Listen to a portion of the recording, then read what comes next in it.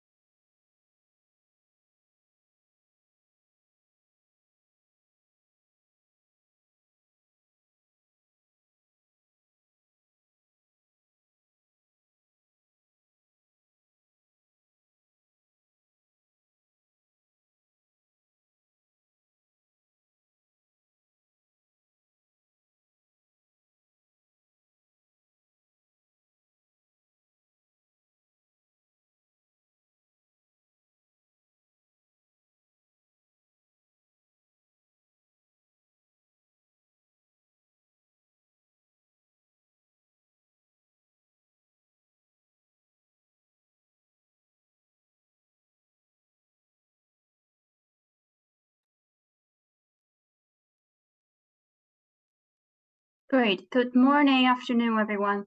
Welcome to the webinar, this ninth webinar of the Stop TB's focus group on AI-based imaging in TB. And today we're gathered here to learn and exchange knowledge and insight regarding the utilization of this cutting-edge technology in the fight against TB. This has been a series of webinars that provides a useful platform for sharing and learning from early implementing partner with their experience of using ultra-portable X-ray and computer-aided detection software in mostly high-burden country. Today, we're pretty happy to see that more and more countries are recognizing the potential of ultra-portable X-ray and CAD in the fight against TB. With this surging in demand, an array of X-ray providers have emerged, and each contributing to the diversity of the innovation in the field. Today, we are fortunate to be in the company of a speaker who brings a unique insight and first-hand experience using one lesser known yet also useful and impactful X-ray called Min X-ray. Not only it's new, but the integration model with QXR is seamless, the most seamless integration. And it's the first project that has utilized the combination of the two brand products in the world.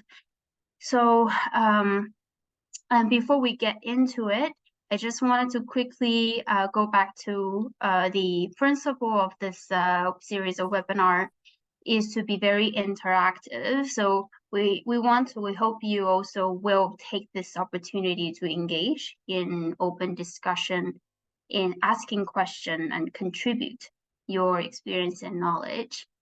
So we encourage you all to participate actively. You can raise your hand at the open Q&A session after the presentation. You can also leave your question or comment in the chat. We will be monitoring the chat box. And as a housekeeping, we will be recording. We have already started recording of the webinar, and we will be posting this on our website and send you the link to access the recording. Same with the presentation slides. You will have access to them after the call in a few days. All right, so without further ado, on behalf of Stop TB, I would like to extend my warm invitation to all the participants, to Stephen John, the Executive Director of Janna Health Foundation in Nigeria.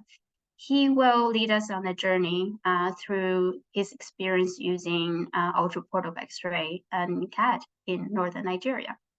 The floor is yours, Stephen. Thank you very much, Jijane, and also to the team at Stop TB Partnership. Definitely, without your support, there is no way we will have anything to share, because our story has always been through supports that come from you to actualize our dreams of making sure that we get people to know what is happening in this special population and how we can solve the problem. So I'm presenting on behalf of Janna Health Foundation on our experiences with this portable chest X-ray device screening communities in Northeast Nigeria. I'll have this outline here. I'll start by giving a background, then we'll look at the program planning, screening algorithm, the threshold score and operational setup, ultraportable X-ray system image quality, interoperability with health information system, then data storage and privacy. We'll also look at the result that we have and the success stories and scaling up, and our experience with the X-ray and CAD vendor, then challenges and lessons learned. Then we'll conclude by dwelling on what should be done differently next time. Janna Health Foundation was established in 2012, and we focus on TB prevention and care among key and vulnerable populations, mainly in northeast of Nigeria. So we've worked for over 10 years now, and the populations that we work among mostly are nomadic pastoralists, internally displaced persons, and refugees. We have a presence in 5 of the 6 northeastern states of Nigeria, and our headquarters is in Adamawa State, Yola, and we have project offices in these states. JHF works with a pool of over 400 volunteers, and what is interesting is, of course, we pool our volunteers from the targeted communities that we interview. The use of ultra-portable X-ray CAD devices to aid TB diagnosis started a few years ago in Nigeria, but for Janna Foundation, we started in 2022. So we started nomadic community screening with this particular equipment at the end of the second quarter of 2022. Our targeted key and vulnerable populations, in this case, the nomadic pastoralists, have little or no access to health services and are often very distrustful of them because of exploitation that has taken place over the years. Previous screenings have been mostly symptom-based, as most of us know already, and the results that has been achieved over time show that up to 40% of TB cases may be among these key and vulnerable populations, especially the nomadic pastoralists. Poor access to chest X-ray machine and radiologists is also a huge problem in the states that we operate, and the situation worsens because definitely this is linked to the diagnosis of clinically diagnosed TB cases. Without X-ray, then we have problems. So we have no experience with custom clearance, but we're able to achieve, to get ethical clearance from the states in which we operate. So JHF procured just one mean X-ray impact system with fully integrated Q-Track version 3 for artificial intelligence. We have teams that we trained in total 3 teams to conduct this particular exercise across the states. And a team is made up of a registration officer, a data entry staff, radiographer, and a coordination officer. So these 4 people are what make up a team. So we train 3 of such. So let me take us through the processes that are also involved in this intervention. First is the nomadic communities have to be mapped. The community leaders have to be identified and engaged. And of course, we came up with an advocacy plan and then implemented that plan. So if you look at the right side of the screen, you will see a map of cattle route, which we obtained from the Ministry of Livestock and in the Adamawa State government. So this ministry is in charge with vaccination of cattle and they know where the communities and the resting points and the grazing reserves of nomadic pastoralists are. So we had to collaborate in order to know where these people are so that we can intervene. And below that, the map, you will see the picture of our community advocacy and engagement. You can see our staff who is also from the nomadic communities, raising awareness about TB among community leaders in one of the sittings. So community mobilization and screening, led by nomadic focal points and local government supervisors, were conducted. This was followed by active screening in nomadic communities, and then this screening, of course, is made up of a variety of activities, from the identification of presumptive TB cases to sputum collection, transportation, result retrieval, and active linkage to TB care.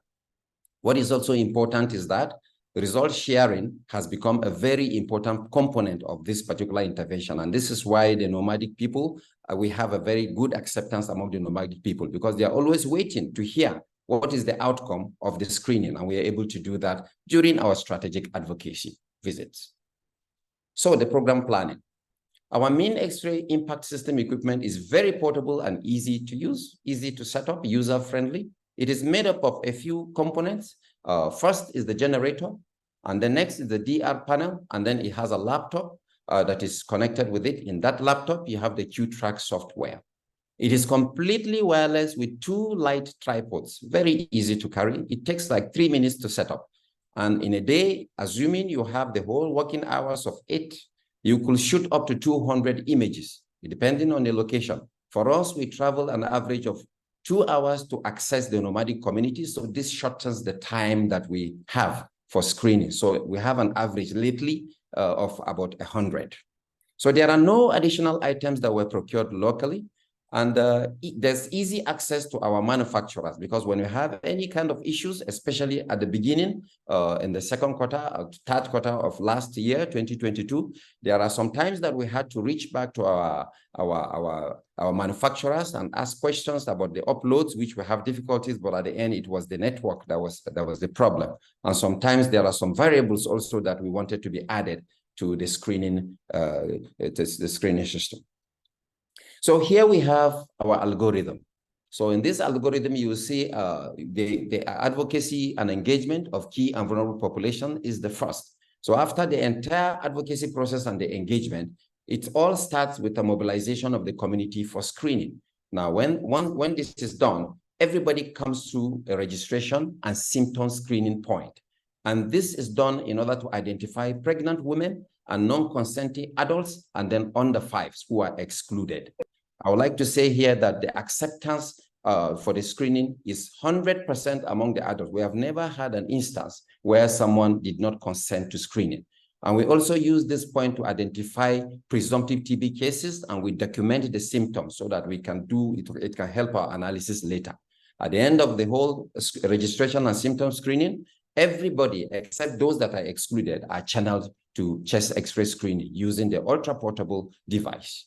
So these are the outcomes from this screening. The first is that we can have a group that are not presumptive TB cases, and they do not have lesions, and they have a low AI score of 0 to 0.3, less than 0.3.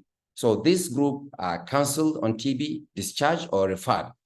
I said referred here because some of the people might have a cardiomegaly or some other abnormalities within their chest wall, so they will need to see a cardiologist or other specialist. Then there's the group that are presumptive TB cases, but have an AI score of less than 0.3. Together with the group that have AI score of 0.3, these groups are registered, and one sputum sample is collected from them and passed and taken to the gene expert for analysis. Results are retrieved, and for those that are TB cases, they are actively linked to DOT centers and enrolled on anti-TB drugs. And for those that are not TB cases, we try our best to make sure we link them to medical officers for further evaluation. Then the fourth group are clients that have lesions, in their chest X-rays. Now, let me pause here and say that after the entire screening exercises, we sit down and look at this particular X-rays, and then we are able to see some of them that have lesions, whether the AI score is less than 0.3 or more. we take it to our radiologists. We identified radiologists who review these x-rays. And out of this, they're able also to come up with diagnosis of TB or not. So about the threshold score selection and equipment setup. A threshold score of 0.5 was predetermined in line with general findings and from other studies as well. However, based on our experience in the field, we realized that there are some of our clients that have a score of between 0.3 and 0.5 that have lesions. So we decided to start our consideration from 0.3. The equipment comes with one protective apron, which is worn by the generator operator, and all the people, the team and the clients stay behind. We have a cutoff distance of 2 meters, but they stay far beyond this. And our radiologists have confirmed that the images are excellent and very happy to review always because they feel excited to be seeing such images compared to what they usually see in their fixed X-ray equipment in the facilities where they work. So on the right, you can see also pictures from the field. These are some members of our team just about to set up, and they decided to take these pictures that I thought I should share. Interoperability with health information system. Chest X-ray has a very important role to play in the diagnosis of TB. This we can see in the National Tuberculosis and Leprosy Control Program guidelines. But in this intervention, what is different is where the X-ray is located. If you look at the guidelines of the TB control program, you will see that the X-ray comes after identification of bacteriologically negative presumptive TB cases. But in our case, we're putting the X-ray up front. Diagnosed TB cases are enrolled using the NTB-LCP reporting and recording tools, and the TB cases are reflected in the National Health Information System. So which means the entire cases that we have go through the system, and they are there captured as all other cases that are detected by the state TB control program. The data generated is stored in cloud, that is for the mean X-ray, and accessed through the Curie QTrack software. So which means that the issues around data storage in the cloud are relevant, things to do with confidentiality, etc. Here are some pictures from the field. You can see a group of nomadic people after mobilization. They've set up, they've come out to be screened using the equipment. You can see the picture on the bottom right. You can see how long this queue is. That is to tell you that the people are really very interested, and they've seen the results of this, and a lot of people in the communities who have been found with TB have been placed on treatment, and they've recovered just before their own eyes. So they got very interested and they want to be screened. Here we have also some pictures from the field. What you can see here is how remote the communities where we work are. You cannot access this community with vans. You can only use motorcycle at some point to take the equipment there. So if the equipment is anything heavier than what it is, then you have a big issue. The last picture on the bottom right is a thank you picture. A few community leaders came out with their families to thank the team after a day's work. So we present to you results of 6 months of intervention from end of July to December of 2022. Where we had 66 screening events in 60 nomadic communities. In the total, we had 5,397 persons that are over 15 years screened. 51% of them were females, and then 69% of them were between the ages of 25 and 64. So a total of 1,119 presumptive TB cases were detected. Out of this, we're able to get 85 bacteriologically positive TB cases, which makes up which is 7.5% of that number. And of these, 42% were females.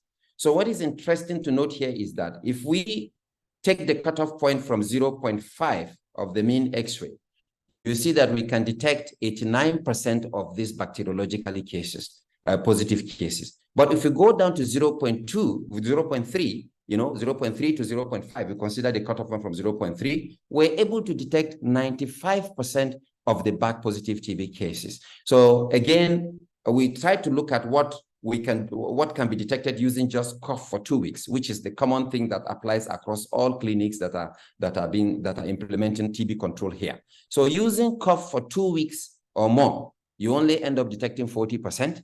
But if you ask for any cough, just any cough, you will be able to detect 62%. So here you can see clearly the value that this equipment adds to TB case finding.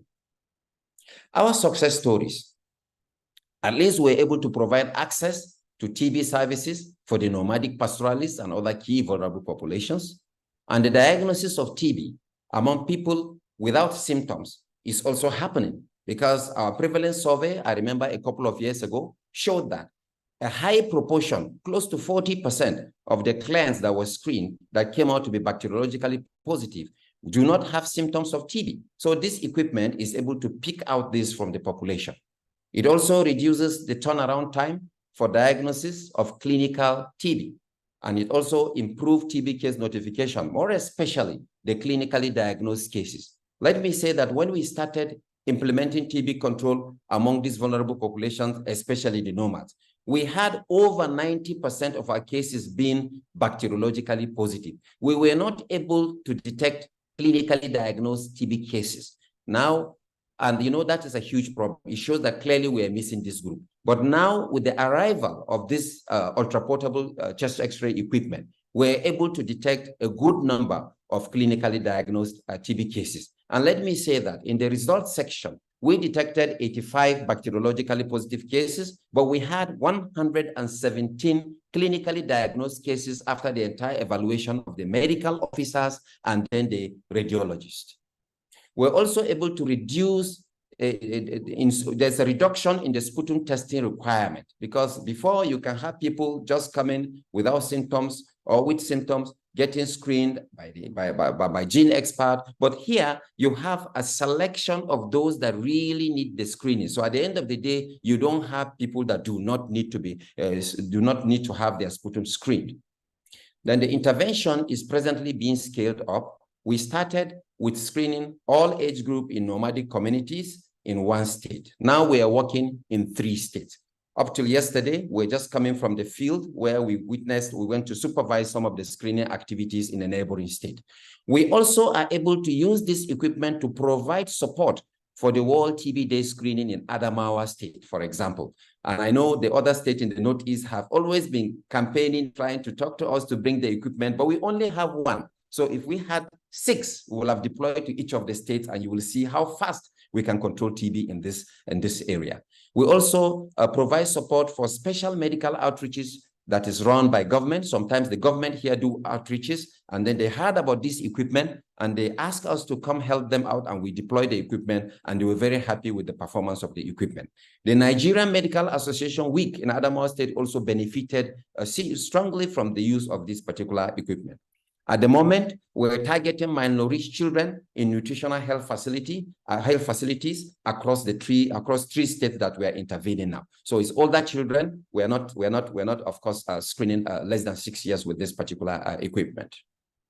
So from our experience with the use of this particular equipment, I can say that first, the equipment is user-friendly.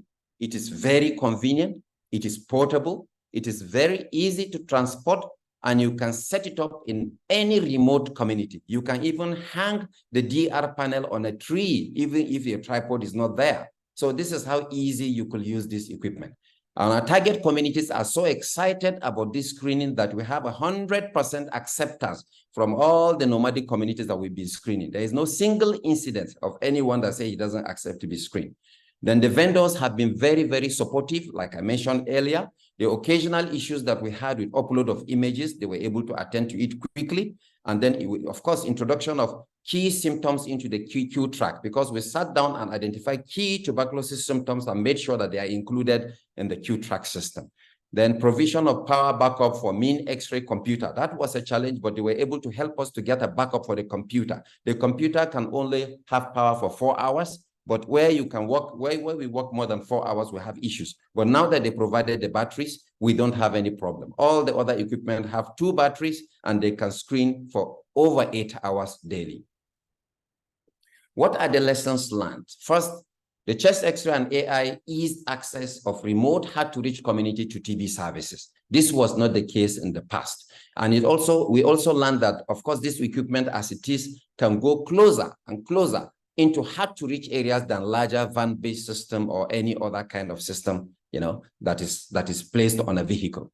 Then we have a shortened time that is taken to diagnose clinical TB among this group now, because once the X-ray has picked that there's a lesion or there's something or the score is high, you see that the client is now motivated more to make sure that he submits sputum samples and then get tested quickly and of course have access to the outcome. The chest X-ray AI screening led to a reduction in case detection gap. If you look at the profile of case detection in the states that we implemented, you can see clearly how TB case detection has improved, especially the clinically diagnosed TB cases. And there's no need for electricity during screening because we have batteries, backup, and then the symptom screening misses many people with bacteriologically positive TB. So the use of this equipment reduces the number of TB cases that are missed. And also chest X-ray and AI reduce testing requirements. It saves cost. And employing AI to read chest X-ray can improve the triaging when human readers are not available. So we have quite a few challenges. The first challenge has been addressed, but I thought I should mention, in case some people want to go into this, that the computer needs to have a longer life, not to discharge, so that it can go beyond 4 hours. That is very important. All the other equipment can give you more than 8 hours. We had limited access to radiologists. We don't have a lot of them here. My state, that is Adamawa State, we are almost 5 million, but radiologists here that are working with government as of last year were just two. So, this is a huge problem. So we have to be seeing how we can go around it. So we established linkage with health facilities where you have radiologists, like the tertiary health facilities, also in neighboring states. Then the inability to use the equipment among under 5s and pregnant women, I believe the manufacturers and the community that is listening to this are doing something about that. And then the NTP algorithms are not updated yet, but I know that there's need to update this algorithm. And without updating it, we'll continue to miss a huge number of people that have bacteriologically positive TB and are without symptoms. What will we do differently next time? I will say that first, we need to have a strong and well-trained screening team. If you change your team, it could lead to problems because there are processes that are involved in training them so that they get acquainted with the equipment, and then also the issue of safety is there. Then we need to also invest more in community engagement and mobilization. If you don't get your community well engaged and mobilized, you end up going out and spending the whole day screening less than 50 or 30 people because people will not come up. So this was a key to our success in this screening. Then quality assurance is very important. The access to radiologists, we have 2 radiologists now that are reading, and sometimes when we know that we have a conflict, we make sure we take to the other. So we have this kind of system to check on quality. Then there's proper handling of the equipment is needed to avoid damaging, especially during setup. People have to be calm and then set up carefully so that you don't have equipment falling out of your hands. And then unstable power supply is common in this area. So there's need to use surge controllers, because recently we lost one of our power packs, but thanks to Stop TB Partnership and the manufacturers, they were able to quickly mobilize and send us a new power pack to continue our screening. Radiation safety is also important, although it is known that this is not like what we have in the fixed X-ray equipment in the hospitals. But nevertheless, we still need a more protective apron. We feel that the entire team of 4 people that are working should all have a protective apron. So I would like to acknowledge the Ministry of Health in Adamawa, Gombe, and Taraba State, also the state TB control teams in the 3 states, and then most importantly, the National TB, Leprosy, and Buruli Ulcer Control Program. They have been very supportive to this particular intervention and all the other interventions that we are implementing here. Then I can say enough thank you to Stop TB Partnership in Geneva.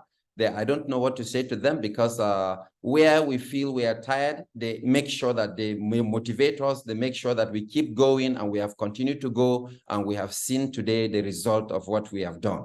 As I speak now, the screening has reached almost over 8,000 now, but the analysis here is just for those 6 months where we had close to 6,000. So TB Reach, Challenge Facility for Civil Society, thank you so much for what you're doing, and we'll continue to do our best to make sure we end TB. Thank you, and over to you, Jijen. Thank you so much, Dr. Stephen, for giving the amazing presentation. Very informative, and lots of questions has already came in the chat. So we'll take some question now from the chat, and then feel free to formulate your own inquiry, or simply just share if you have similar experience, challenges, or lesson learned. Please make it as interactive as you can. I know actually there are quite a lot of country implementing partner are on the call with different using different equipment at different stages of implementation. So please don't hesitate to ask your specific question as well. Okay, so without further ado, I'll go look at the first question in the chat. Okay, so the first question is to you, Dr. Stephen. Did you offer CXR screening for asymptomatic individuals from key vulnerable populations? In India, we found a significant number of cases that were that may report to be asymptomatic, but end up with a diagnosis of TB. Okay, thank you very much. I hope I got you right.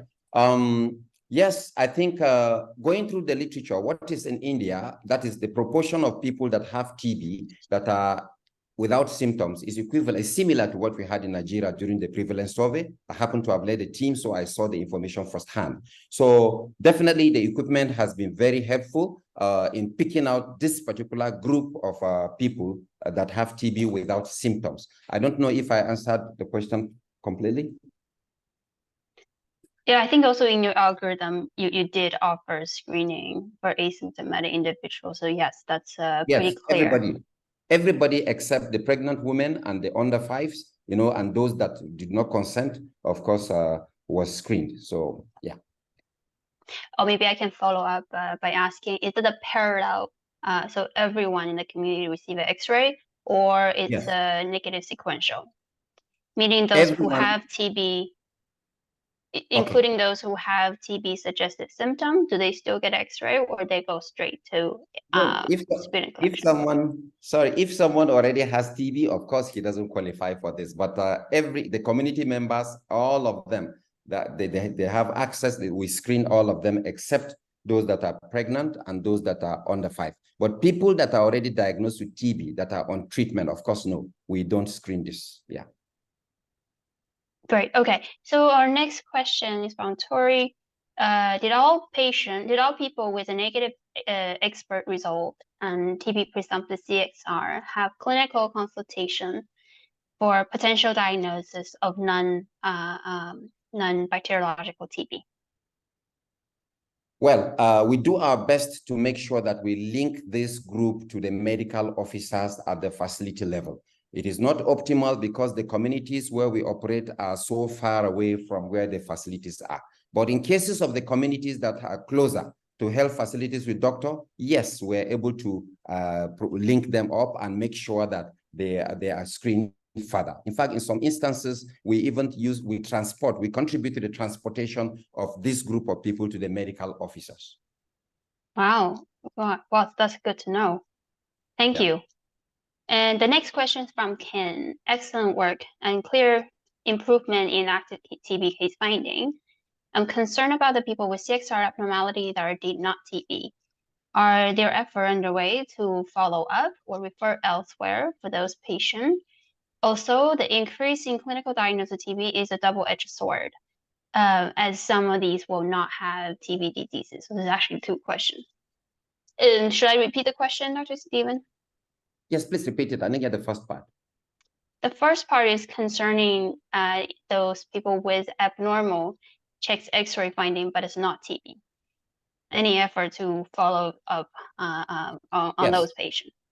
Yes, for us, abnormal X-ray could be cardiomegaly, could be any other chest finding. So that is why if the radiologist have a look and he sees that, yes, there are no symptoms consistent with TB, but there's a symptom like in the imaging of the heart, like unfolding of the aorta and some other cardiac signs and the visuals, then they are linked to cardiologists. But we do not follow these ones up to see the outcome. We are not able to do that. And then, of course, in such a setup also, we run a risk of overdiagnosis of a clinical TB. As you can see, 117 people were diagnosed with clinical TB by the radiologists and the medical officers that review them. So that means what we have as back positive is 42%, you know. So there could be a chance of having overdiagnosis of clinical TB. Yes, over. Thank you. You answered both part of the question. The clinical diagnosis it's a known phenomenon. So you're not unique to your project. Our next question is from Oscar. How much did one day cost you, including transportation, cost of one screening expert day, and cost of motorcycle use per day, DSA, and etc.? Was it mandatory to a radiologist to have a radiologist present at each X-ray shoot?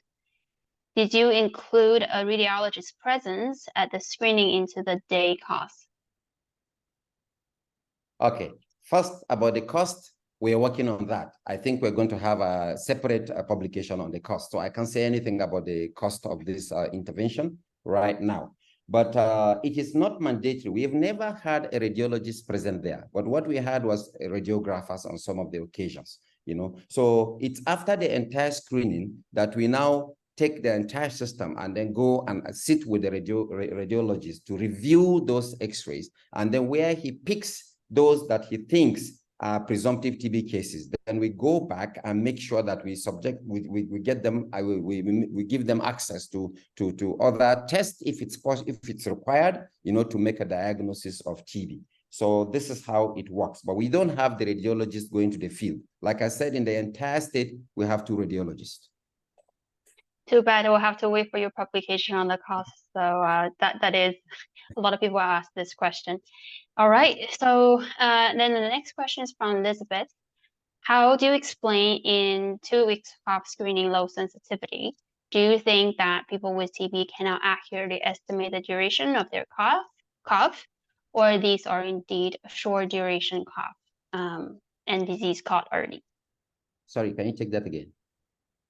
Correct. So this is regarding the sensitivity being low in the group with 2 weeks cough. How do you explain that? Could it be people not accurately recall duration, or those are just indeed short duration of cough, and the disease are caught early? I think this is very important for NTPs in particular, because definitely without this, before the mean X-ray started coming, this was the way that we are trained to identify TB cases by asking for symptoms of 2 weeks or more. So, but I said earlier that during the prevalence survey, almost 40% of the bacteriologically positive cases that were detected were asymptomatic. And in my experience of 20 years or so in tuberculosis control, I have seen drug-resistant TB cases that had no symptom. So this is the problem. Now with this, you can see that, yes, it is not sensitive to have just 2 weeks as the symptom screening of 2 weeks to find TB cases. But once you introduce this mean X-ray, you see that it's able to pick some chest findings that might be consistent or something that will prompt us to investigate further. And then you start finding TB cases without symptoms. Over. Thank you. Next question from Srini. Why do we need radiologists if AI-CAT is used for screening?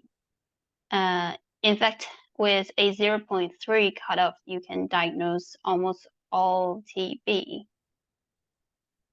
Well, we have seen that if we lower the cutoff point to 0.3, we're able to find only 95%. First, we're interested in the remaining 5%. To end TB, we must go further. Then number 2, it is not only TB. Now, in this case, we have picked quite a number of people that have cardiomegaly, unfolding of the aorta, and some other signs that shows hypertension and other disease conditions.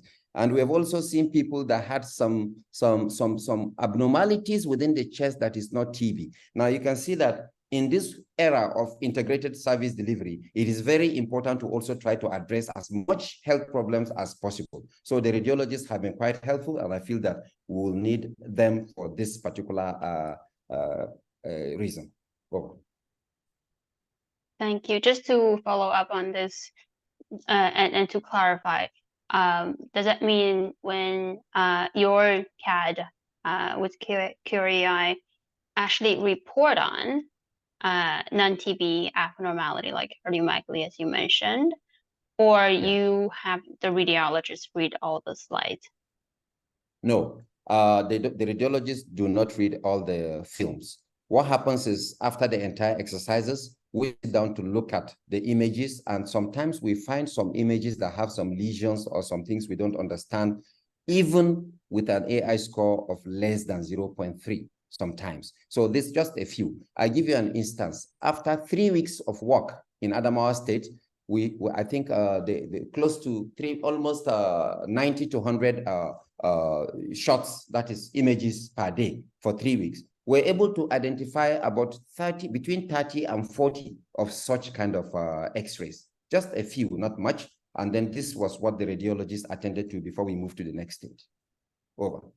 Thank you. So it's still a human review of the slides. Yeah. This is not based on the CAD software that flag, oh, there's a cardiomegaly. Correct. Thank you. Though our next question is, what's the accuracy of the AI? I suppose you don't have the data on you don't have do you have the accuracy on the AI that you use?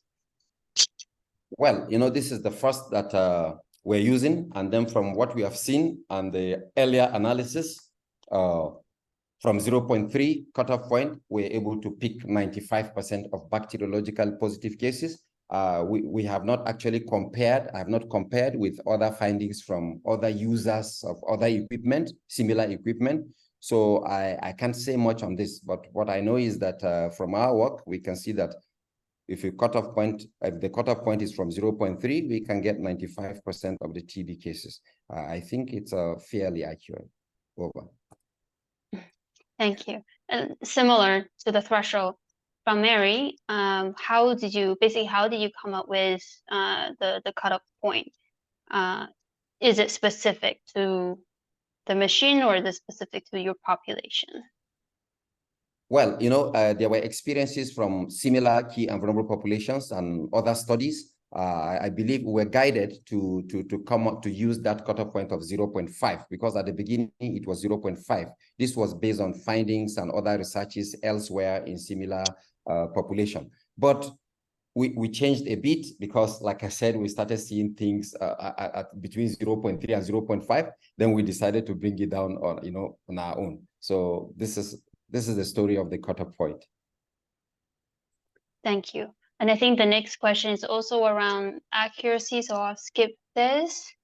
And then the next question is regarding safety. Is it safe to take image of the client in an open space?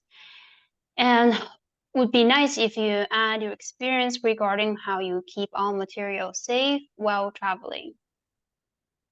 We have, first, it is safe as far as we're concerned. We haven't seen any. We've asked questions from experts also about the equipment, and then they've told us it's a low dose emission of radiation that beyond 2 meters, it might not, it doesn't have the ability to cause damage like compared to what we have in the facilities, you know, the fixed system, which is high dose radiation. So, and there are some studies, I think from Pakistan, where they use the counter to check the radiation at different distances, and beyond 2 meters, they couldn't see much of anything to worry about. Then regarding how we carry the equipment, we have a vehicle that we use for that. We make sure that the vehicle has adequate space, and the team of 4 people can also go in that vehicle. So then we have motorcycles across all, you know, we've implemented projects in the Northeast, in the states that we work. So the local government supervisors each have motorcycle procured through TB Reach grant, and they are there to complete the journey where the need arises. Over. Thank you so much. How do patients get to health facility to take their sputum sample for bacteriological assessment? Do you have a loss to follow up at this stage? We have dedicated community volunteers that have motorcycle, and we have our containers, sputum containers, and then we're able to get ice packs from the primary healthcare. We are ready. The supervisor does not come empty-handed. And the clients do not go to the facilities themselves. We take sputum, we transport the sputum to the facility, retrieve the results. So when people are positive, they only go to the facility once for registration. In fact, there are a few local government areas that bring the whole document for the registration to the community. And I said earlier at the beginning that we walk through a pool of over 400 volunteers that are pulled from the communities. So in the nomadic communities, we have our volunteers who have been trained years ago and have even been retrained. So they offer treatment support, in this particular community to people that come down with TB. There are a number of nomadic people that have TB that go through the treatment till the end and will never see the four walls of a health facility. Over. So does all patient, just as follow-up, all patient presumptive are able to produce a high quality specimen in the field? Yes, they are able to, because in the team that goes to the field, beside the core team, we have the local government supervisor who have been trained on sputum collection, taking deep breath, coughing from within, and making sure that they rinse their mouths and all those things. They have been trained already on that. So the supervisors they help the presumptive TB cases to collect quality sputum. And regarding a loss to follow up, I think in my experience again in TB control, it's the nomadic community that people think that we will have a loss to follow up, that we did not even have as much to worry about with loss to follow up. The reason is because of the community engagement. Like I said earlier, this is a community that is conservative, that is being exploited, that do not welcome anybody into them easily. So we're able to break that jinx by using people that vaccinate the cattle, and then these are the people that they know and trust. So we go together with them and they link us up, and then they submit, and then of course they do what they are told to do. And having known the dangers of staying, of not taking treatment of TB, for TB, we don't have issue with losses to follow up. Just less than 3%, I think, from the last data that I reviewed. And can you also estimate, because this question came out, relatively what proportion of the X-ray film that you reviewed or the radiologist has reviewed has a different diagnosis as the CAT software you use? False negative, false positive. I don't understand. Is it like other condition outside of TB? TB. So Okay, you mentioned when you start, you use 0.5, but you have noticed there are some false negative under the threshold. So you lower it down. Yeah. And do you know roughly what proportion when you use 0.5, roughly how many are false negative? And now with 0.3, yes, what proportion of, yeah. By lowering 5% of them. By lowering to 0.3, we got 95% of bacteriologically positive TB. So we gained 10% in between, which means if we had used the cutoff point of 0.5, we wouldn't have gotten up to this 95%. About 10% of the back positive cases will be missed. But of course, we have to consider the fact that there's the window for the radiologist, which might end up picking some of this. Over. Thank you. And next question from Deborah. This is regarding the algorithm where you still provide X-ray on symptomatic. She's wondering if there's any concern with the increased number of X-ray done and the increased cost. Well, these are issues definitely that are up for discussion regularly, of course. Yeah, since we have an equipment that we understand is a low dose equipment, and then we don't know, again, like I said, in this era of integrated service delivery, we don't know what other symptoms are there in the chest. We have found cardiomegaly. We have found a lot of things, you know, that has contributed to the health of these people. So I feel it's something that probably later we'll get to know how to approach this. But I know that definitely it has helped to screen everybody since it is low dose, and yeah, so that's what I can say about this. Thank you. And what's the rationale of engaging 3 teams while you have only one system? Yeah, because when we go to a state, we don't move with the whole team. So we try to put, like I said, we have expanded to 3 states. So we made sure that we train 3 teams. But I would like to say that there are 2 people that are fixed in the team. There is the lead, and then there is the person that operates the generator. They go to all the states. But in the states, we get a number of people that have been trained before. We just absorb 2 more from there, and we're complete. So yeah, that's it. Okay.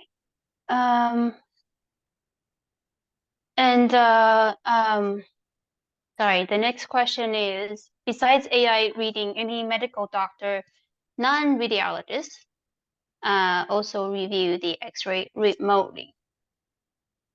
Well, if you look at the algorithm, there is a point where people that come back to be bacteriologically negative are linked to medical officers.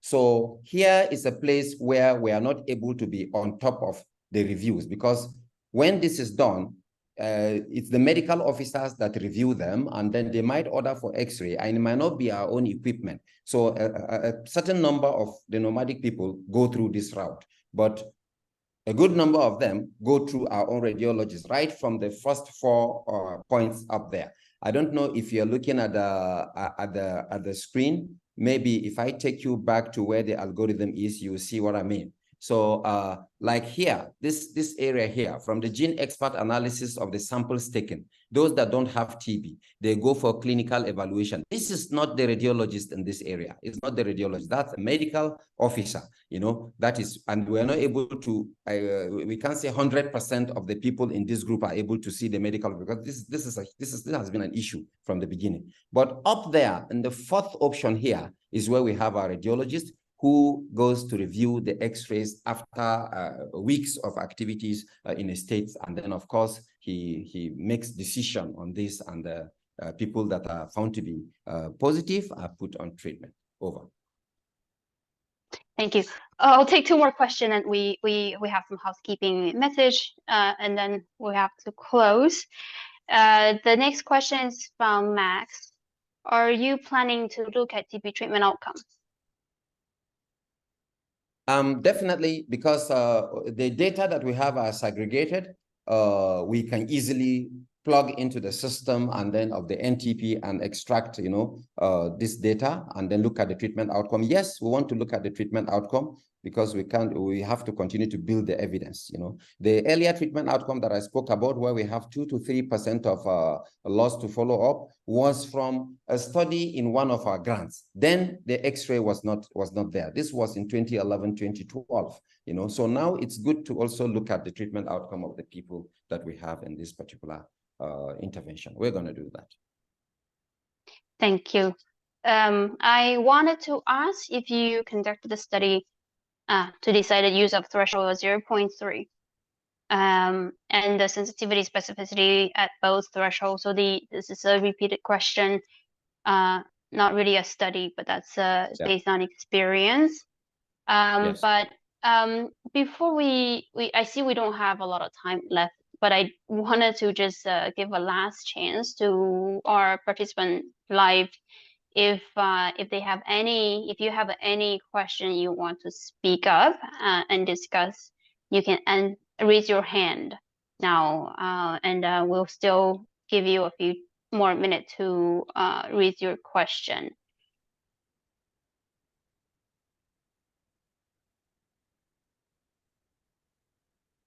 In the meantime, I'll just notice that, okay, Jemu, I see your hand is up. Go ahead. Thank you, Jane. Dr. Stephen, thank you for the good work that we're doing up there in the Northeast, and kudos to the team for this achievement. However, I would like to call your attention to the fact that NTBSCP in Nigeria is actually planning to scale up procuring portable digital x-rays for states across the country.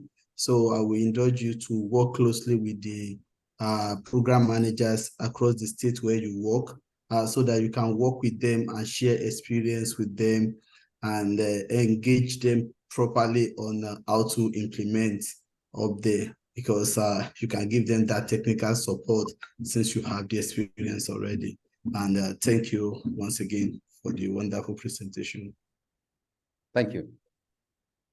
Thank you. Good point. And Dimitri.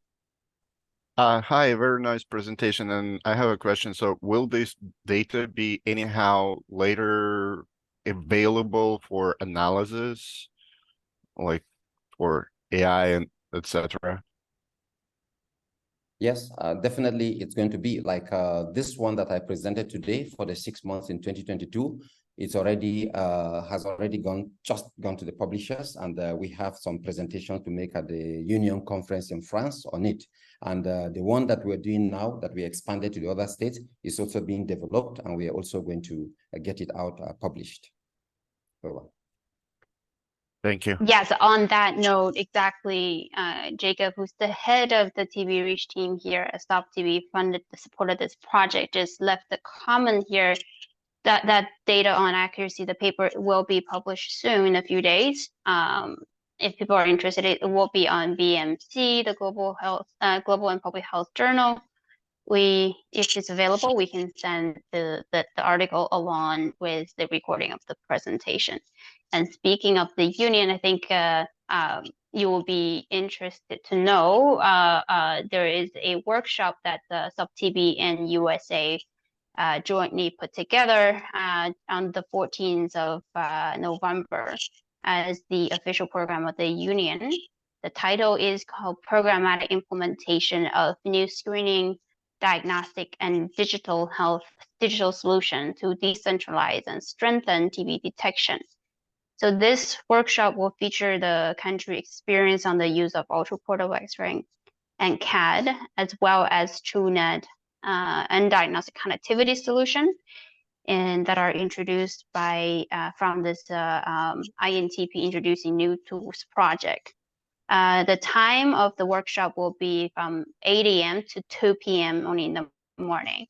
We will send a link in the chat to access the registration of the workshop. You can already register now if you have registered for the union this time. We can also send again the flyer about the workshop along with the presentation recording. So I think if there's no other question, we're also at the time. And if you do have other questions, feel free to keep writing in the chat. We can go and work with Dr. Stephen to get them answered and send it back. So, and it has been really engaging. Thank you so much for participating, and there are a lot of questions. It's a very interactive section today. And I also want to thank Dr. Stephen for giving this very informative presentation and sharing your experience here with us all. Stay tuned. Maybe we'll have another webinar in the near future back in Q4 this year. And then thank you for joining the webinar, and take care. Thank you very much, Jen. Thank you, Shihab, Jake, and the team.